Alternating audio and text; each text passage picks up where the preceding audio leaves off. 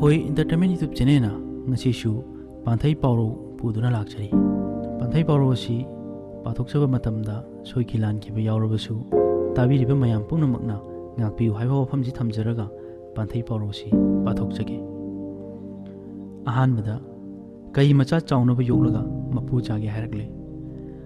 Pauro asigi nungi athradi sembirakpa mapubu kauduna mapuda onsinbagi paurongni.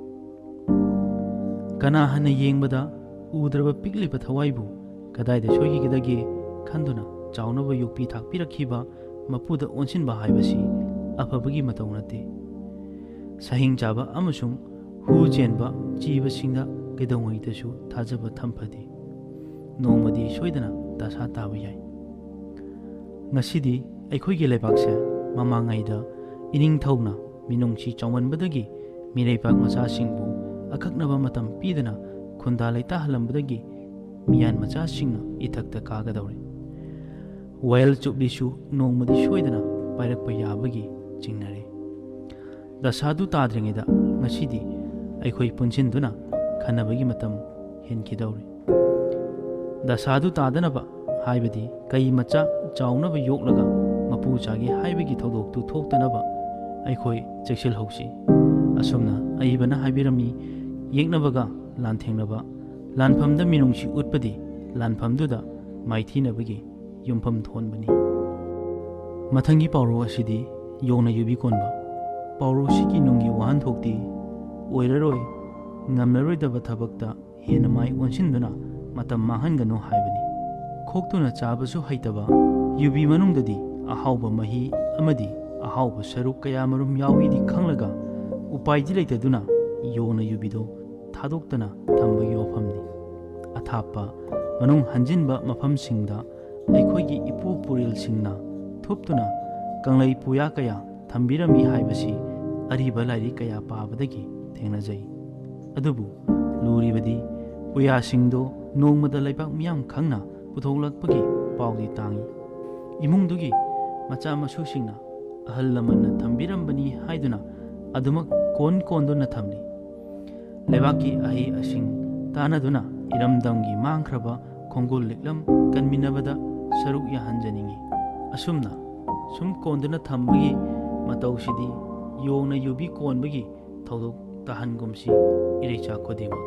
Asumna aibana ibirami khonghau hanba lamjen thoi yahau nganba hakchang pai. Mathangi Pauro asidi tumramdai palauba. Pauro asigi nungi athradi thengna yumbalbana machasingi mahi jaba nangdi haina hongdoklami. Nupina chahi 19 suraba nupana chahi 18 surabadi yumbal lambida khongdabada aina yae ayaba pi.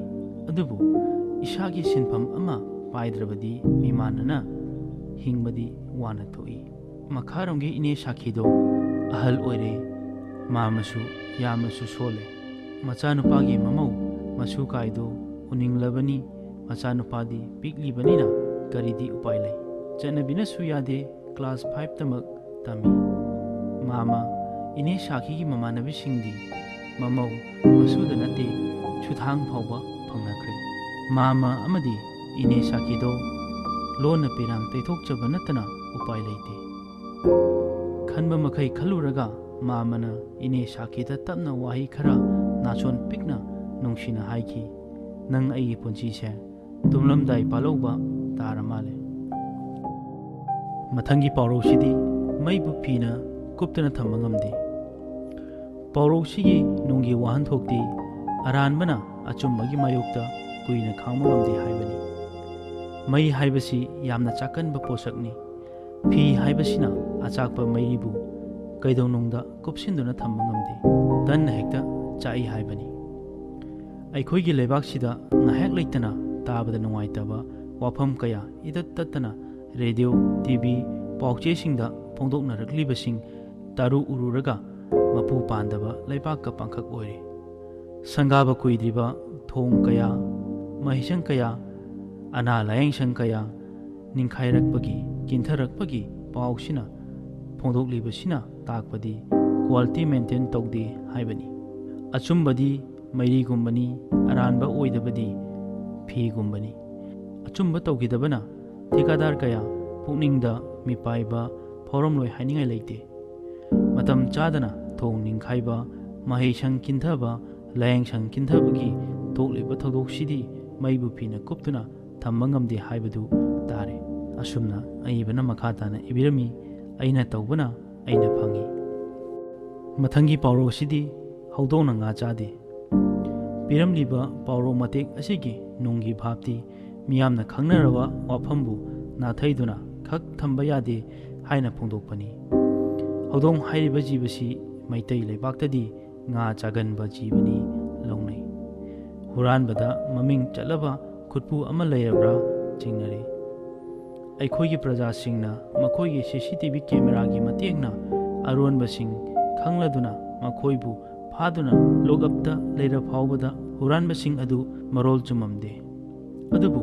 ꯋꯥꯌꯦꯜꯁꯪꯒꯤ ꯑꯔꯣꯏꯕ ꯄꯥꯎꯈꯨꯝꯗ ꯃꯈꯣꯏꯁꯤꯡꯗꯨ ꯖꯦꯜꯒꯤ ꯍꯋꯥꯏ ꯆꯥꯗꯨꯅ ꯆꯍꯤ ꯀꯌꯥ ꯐꯥꯗꯣꯛ ꯇꯥꯈꯤ꯫ ꯑꯁꯤꯒꯨꯝꯕ ꯍꯨꯔꯥꯟ ꯆꯤꯟꯊꯤ ꯇꯧꯕꯁꯤꯡꯒꯤ ꯊꯧꯗꯣꯛꯁꯤ ꯍꯧꯗꯣꯡꯅ ꯉꯥ ꯆꯥꯗꯦ ꯍꯥꯏꯕ ꯊꯧꯗꯣꯛꯀꯨꯝꯕꯅꯤ꯫ ꯃꯊꯪꯒꯤ ꯄꯥꯎꯔꯧ ꯑꯁꯤꯗꯤ ꯂꯩꯔꯛ ꯁꯥꯊꯧꯕ ꯈꯣꯡꯕꯥꯜ ꯂꯥꯂꯨꯝꯕ꯫ ꯂꯩꯔꯛ ꯁꯥꯊꯧꯕ ꯈꯣꯡꯕꯥꯜ ꯂꯥꯂꯨꯝꯕ ꯍꯥꯏꯔꯤꯕ ꯄꯥꯎꯔꯧ ꯃꯇꯦꯛꯁꯤꯅ ꯐꯣꯡꯗꯣꯛꯂꯤꯕ ꯅꯨꯡꯒꯤ ꯚꯥꯕꯇꯤ ꯃꯁꯥꯒꯤ ꯃꯊꯧ ꯃꯁꯛ ꯈꯪꯗꯕ ꯃꯤꯒꯤ ꯊꯕꯛꯇꯤ ꯐꯩ ꯐꯠꯇꯦ ꯌꯦꯡꯒꯟꯕ, ꯑꯣꯏꯗꯕ ꯑꯑꯣꯏ ꯁꯥꯗꯨꯅ ꯑꯣꯏꯗ ꯄꯥꯗ ꯇꯧꯗꯨꯅ ꯍꯤꯡꯕ ꯃꯤꯑꯣꯏꯁꯤꯡꯕꯨ ꯍꯥꯏꯕꯅꯤ꯫ ꯏꯝꯐꯥꯜꯒꯤ ꯏꯆꯦꯗꯣ ꯊꯕꯛ ꯁꯨꯗꯅ ꯆꯥꯏ, ꯅꯣꯡꯃꯒꯤ ꯑꯣꯏꯗ ꯄꯥꯗ ꯇꯧꯗꯨꯅ ꯄꯨꯟꯁꯤ ꯂꯦꯜꯂꯤ꯫ ꯃꯍꯥꯛ ꯃꯁꯥꯗꯤ ꯀꯔꯤꯁꯨ ꯇꯧꯗꯦ, ꯑꯗꯨꯒ MLA ꯃꯟꯇ꯭ꯔꯤ ꯈꯟꯗꯨꯅ ꯊꯕꯛ ꯍꯥꯞꯄꯤꯒꯅꯤ ꯍꯥꯏꯗꯨꯅ ꯑꯃꯗꯒꯤ ꯑꯃꯨꯛ ꯄꯩꯁꯥ ꯂꯧ, ꯑꯃꯗꯒꯤ ꯑꯃꯨꯛ ꯄꯩꯁꯥ ꯂꯧꯗꯨꯅ ꯅꯝꯊꯥꯛ ꯇꯧꯗꯨꯅ ꯃꯤꯑꯣꯏ ꯀꯌꯥꯗꯒꯤ ꯑꯆꯧꯕ ꯁꯦꯟꯐꯝ ꯈꯣꯝꯒꯠꯇꯨꯅ ꯂꯩ꯫ ꯃꯥꯒꯤ ꯑꯣꯏꯗꯕ ꯅꯝꯊꯥꯛꯁꯤꯡꯗꯣ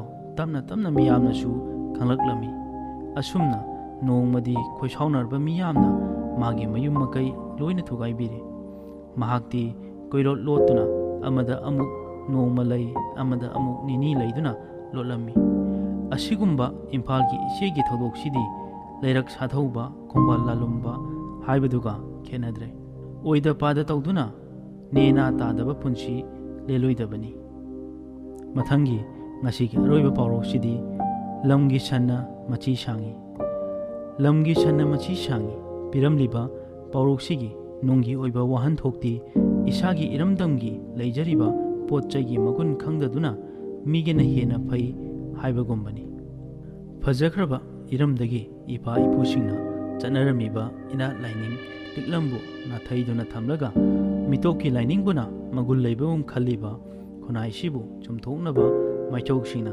ꯍꯥꯏꯕꯤꯔꯝꯕ ꯄꯥꯎꯔꯧ ꯋꯥꯍꯩꯅꯤ꯫ ꯈꯟꯗꯨꯅ ꯌꯦꯡꯕꯤꯌꯨ, ꯍꯤꯟꯗꯨ ꯑꯃꯁꯨꯡ ꯈ꯭ꯔꯤꯁꯇꯤꯌꯥꯟ ꯙꯔꯃꯅꯆꯤꯡꯕ ꯑꯁꯤ ꯏꯔꯝꯗꯝ ꯀꯪꯂꯩꯄꯥꯛꯀꯤ ꯂꯣꯏꯅꯔꯛꯄ ꯅꯠꯇꯦ꯫ ꯑꯁꯨꯛ ꯆꯥꯎꯈꯠꯂꯕ ꯃꯇꯝꯁꯤꯗ ꯆꯤꯡꯃꯤ ꯇꯝꯃꯤ ꯑꯩꯈꯣꯏꯅ ꯃꯤꯇꯣꯞꯀꯤ ꯂꯥꯏꯅꯤꯡ ꯂꯝꯕꯤꯗ ꯊꯋꯥꯏ ꯌꯥꯎꯁꯤꯟꯕꯤꯔꯤꯕꯁꯤꯕꯨ ꯆꯨꯝꯂꯤꯕ꯭ꯔꯥ? ꯃꯤꯇꯣꯞꯁꯤꯡꯅ ꯑꯩꯈꯣꯏꯕꯨ ꯎꯔꯒ ꯅꯣꯛꯅꯔꯣꯏꯗ꯭ꯔꯥ? ꯃꯁꯥꯅ ꯃꯁꯥꯒꯤ ꯂꯥꯏꯅꯤꯡ ꯂꯤꯆꯠ ꯍꯨꯟꯗꯣꯛꯂꯒ ꯃꯤꯒꯤꯗ ꯃꯤꯇꯧ ꯇꯝꯗꯨꯅ ꯂꯩꯊꯣꯛꯄꯁꯤꯗꯤ ꯂꯝꯒꯤ ꯁꯟꯅ ꯃꯆꯤ ꯁꯥꯡꯏ ꯍꯥꯏꯕꯗꯨꯅꯤ꯫ ꯑꯁꯨꯝꯅ ꯑꯏꯕꯅ ꯏꯕꯤꯔꯝꯃꯤ, ꯖꯄꯥꯟ ꯃꯆꯥꯁꯤꯡꯅ ꯂꯥꯏꯑꯣꯏꯈ꯭ꯔꯕ ꯃꯄꯥ ꯃꯄꯨꯁꯤꯡꯒꯤ ꯈꯣꯡꯒꯨꯜ ꯂꯤꯕ ꯏꯝꯐꯥꯜꯗ ꯂꯥꯛꯂꯤꯕꯗꯨ ꯃꯈꯣꯏ ꯂꯤꯛꯂꯝ ꯊꯤꯕ ꯂꯥꯛꯄꯅꯤ꯫ ꯑꯁꯨꯝꯅ ꯂꯝꯒꯤ ꯁꯟꯅ ꯃꯆꯤ ꯁꯥꯡꯏ ꯍꯥꯏꯔꯤꯕ ꯄꯥꯎꯔꯧ ꯑꯁꯤ ꯄꯥꯊꯣꯛꯆꯔꯒ ꯉꯁꯤꯒꯤ ꯑꯣꯏꯅ ꯄꯥꯎꯔꯧ ꯑꯁꯤꯅ ꯂꯣꯏꯁꯤꯟꯖꯔꯤ꯫ ꯃꯊꯪ ꯃꯈꯥ ꯇꯥꯅ ꯄꯥꯎꯔꯧ ꯑꯁꯤꯕꯨ ꯇꯥꯕꯤꯅꯕꯒꯤꯗꯃꯛꯇ ꯆꯦꯅꯦꯜ ꯑꯁꯤꯕꯨ ꯂꯥꯏꯛ, ꯁꯤꯌꯔ ꯑꯃꯗꯤ ꯁꯕꯁꯀ꯭ꯔꯥꯏꯕ ꯇꯧꯕꯤꯗꯨꯅ ꯑꯗꯣꯝꯗ ꯀꯔꯤ ꯐꯥꯎꯕꯒꯦ ꯍꯥꯏꯕꯗꯨ ꯀꯃꯦꯟ ꯇꯧꯕꯤꯔꯝꯃꯨ꯫ ꯉꯁꯤꯒꯤꯗꯤ ꯃꯇꯥꯡ ꯑꯁ꯭ꯋꯥꯏꯗ ꯂꯣꯏꯁꯤꯟꯖꯔꯒꯦ꯫ ꯃꯊꯪꯗ ꯑꯃꯨꯛ ꯊꯦꯡꯅꯔꯁꯤ꯫